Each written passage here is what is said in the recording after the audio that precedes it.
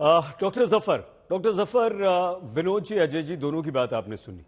आप आलोक जी की बात का जवाब देते हुए ये भी बता दीजिए कि कहीं ऐसा तो नहीं कि इस बार आपके लिए डबल चुनौती, कांग्रेस तो थी ही, पिछली बार आप 99 पे रुक गए थे, इस बार आम आदमी पार्टी भी आ गई है। कहीं ऐसा ना हो कि जो आप सारे रिकॉर्ड तोड़ने की बात कर रहे हैं पिछली बार से भी कम चले जाएं, डबल दोहरी चुनौती आपके सामने। मानते हैं आप डॉक्टर जफर?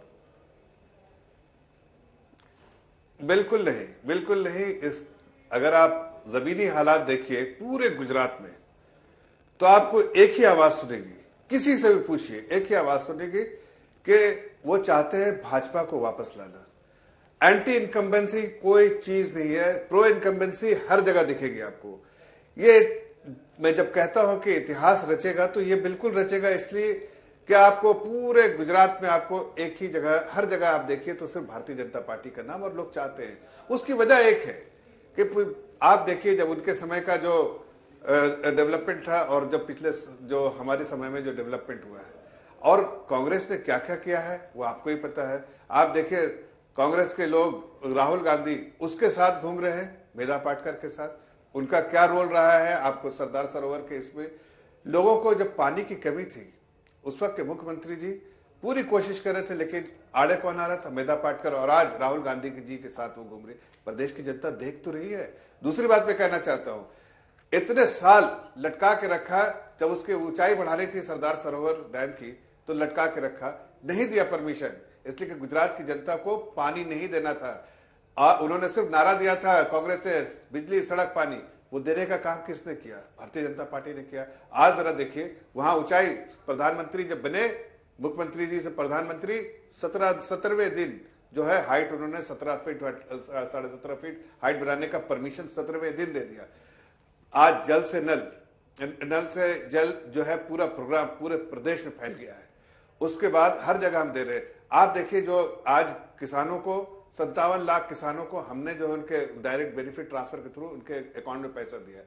हमने जो है जो ट्राइबल समाज के लिए सबसे ज्यादा अगर किसी ने किया है तो भारतीय जनता पार्टी की सरकार ने किया है। आज वहां से ही उठा के हमने जो है राष्ट्रपति भी बनाया है। आप चाहे किसानों की बात कीजिए, चाहे नौजवानों की बात कीजिए, चाहे आप बुजुर्गों की बात कीजिए, आप किसी की बात कीजिए, सबके जुबान पे एक ही बात रहा कि ये सरकार ने काम किया है। अगर जिसके पास छत नहीं है तो डॉक्टर जफर, आपको यहाँ पर अभी रोकना पड़ रहा है। आलोक जी, हम आपके पास आए उससे पहले ये बता दें कि आज प्रधानमंत्री नरेंद्र मोदी ने आतंकवाद पर काफी फोकस किया है और कांग्रेस पर यह आरोप लगाया है कि आतंकवाद को कांग्रेस तुष्टीकरण की दृष्टि से देखती है, और आम आदमी पार्टी पर यह आरोप लगाया कि सर्जिकल स्ट्राइक पर वो सवाल उठाते हैं। सुनवा देते हैं प्रधानमंत्री नरेंद्र मोदी की ये बात। आप याद करिए, दिल्ली में जब बाटला हाउस एनकाउंटर हुआ तो कांग्रेस के नेता आतंकियों के समर्थन में रोने लगे, रोने। कांग्रेस आतंकवाद को भी वोट बैंक की नजर से देखती है, तुष्टीकरण की दृष्टि से देखती है। यहां हम गुजरात में आतंकियों को पकड़ते थे, उन पर कार्रवाई करते थे, लेकिन साथियों, कोई भूल नहीं सकता कि कैसे तब दिल्ली में बैठी कांग्रेस सरकार आतंकियों को छुड़ाने में अपनी पूरी ताकत लगा देती थी। हम कहते रहे कि आतंक को टारगेट करो, लेकिन कांग्रेस की सरकार आतंक को नहीं, मोदी को टारगेट करने में लगी रही।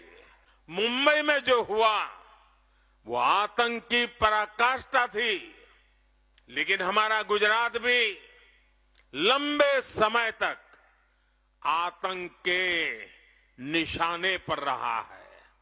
सूरत हो, अहमदाबाद हो, इन शहरों में सीरियल बम धमाकों में बहुत से गुजरात के मेरे भाई बहन मारे गए थे।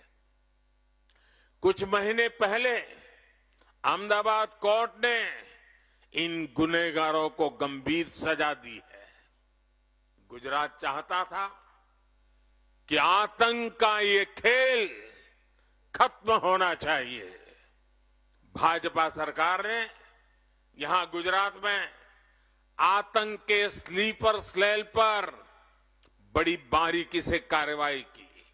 सिर्फ कांग्रेस ही नहीं है, अब तो ऐसी भांति भांति के दल पैदा हुए हैं।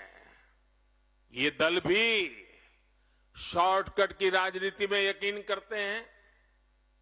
उनको तो सत्ता की भूख भी जरा तेज है। वो वोट बैंक की राजनीति करने पर उतारू है, अपीजमेंट तुष्टीकरण के पॉलिटिक्स में इंटरेस्टेड है। कुछ लोगों को बुरा न लग जाए, अपनी वोट बैंक को दिक्कत न हो जाए, इसलिए भयंकर से भयंकर आतंकी घटना के बावजूद भी ये तुष्टीकरण की राजनीति करने वाले सारे दल, उनके मुंह पे ताला लग जाता है, चुप्पी साध लेते हैं। इतना ही नहीं, जब कोर्ट के अंदर मामले चलते हैं तो पिछले दरवाजे से उन्हीं से मिले हुए लोग आतंकवादियों की पैरवी करने के लिए कोर्ट के दरवाजे तक पहुंच जाते हैं। आलोक जी, कांग्रेस के नेता आतंकवादियों को वोट बैंक के तौर पर देखते हैं और कांग्रेस के नेता आतंकवादियों पर रोने लगते हैं, उनके आंसू निकल आते हैं। अब इस मुद्दे पर अगर प्रधानमंत्री नरेंद्र मोदी आक्रामक होकर आपको घेर रहे हैं तो कैसे काउंटर करेंगे आप? आक्रामकता नहीं है, ये हल्कापन है। 27 साल में यहां पर 27 साल के शासन के बाद आप गुजरात, अहमदाबाद और सूरत के लोगों को डरा रहे हैं। 8.5 वर्षों से देश के प्रधानमंत्री हैं। मैंने तमाम आतंकी हमले गिनवाए, उरी हो, पुंछ हो, पुलवामा हो, पठानकोट हो। आपके तो बीजेपी के नेता स्वयं आईएसआई को इंफॉर्मेशन देते पकड़े गए। कांग्रेस पार्टी ने 2 पूर्व प्रधानमंत्री और प्रधानमंत्री खोए हैं, चिथड़े उड़ गए आतंकवाद की लड़ाई लड़ते लड़ते। ये लोग तो आतंकवादियों को तो छोड़िए, अंग्रेजों के मुखबर रहे हैं ये लोग। मुद्दे की बात पर आज मोदी साहब भाग रहे हैं। आप केवल ये बता दीजिए कि कंधार कौन छोड़कर आया था? संसद पर हमला किसके समय पर हुआ था? अक्षरधाम का हमला किसके समय पर हुआ था? 26/11 जब हुआ तो 26/11 में वो बोट कहां से गई थी? गुजरात के तट से गई थी वो। और 26/11 में जब हुआ मोदी साहब, तब भी आप रोटियां सेक रहे थे। आप क्या कर रहे थे? आप वहां पर बाहर खड़े होकर प्रेस कॉन्फ्रेंस कर रहे थे। और 4 दिन बाद जब 4 राज्यों का चुनाव था 2008 में, तो सारे के सारे राज्य चुनाव हारे, क्योंकि देश की जनता अब समझ गई है। दिल्ली में आपको याद है, खून से भरा हुआ एक पोस्टर बीजेपी का आया था, उधर हमारे जवान शहीद हो रहे थे 26/11 में लड़ते हुए, और उसके बाद आप वोट मांग रहे थे। अब मैं पूछना चाहता हूं, बुलडोजर की बात भी की थी। बुलडोजर वो जयसुख पटेल के घर पर कब चलेगा? मोरबी कांड में 135 लोग मर गए, किसके घर पर बुलडोजर चलेगा? बुलडोजर भी सेलेक्टिव चलाते हैं आप। हम तो केवल ये पूछना चाहते हैं आपसे कि आप मुख्य मुद्दों से क्यों भाग रहे हैं?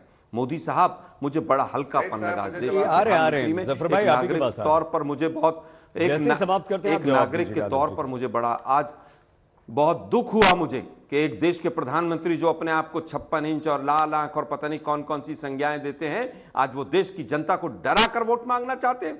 दुर्भाग्य है इस देश का कि इतना कमजोर प्रधानमंत्री जो केवल प्रचार मंत्री का काम करता है, वो वोट मांगने के लिए आज गली गली कूचे कूचे घूम रहा है। हर एक राज्य चुनाव आप हार रहे हैं, हार जाइए ना, क्या हो गया? लोकतंत्र में हार और जीत चलती है। क्यों आप अपना प्रेस्टीज का इशू बनाते हैं? उसका कारण है जिस तरह से सत्येंद्र जैन को केजरीवाल नहीं हटा सकते अपने मंत्रिमंडल से, मोदी जी अगर गुजरात हार जाएंगे और जो हार रहे हैं तो सारे काले चिट्ठे बाहर आ जाएंगे। मोदी साहब, तक्षशिला कांड पर उत्तर दीजिए।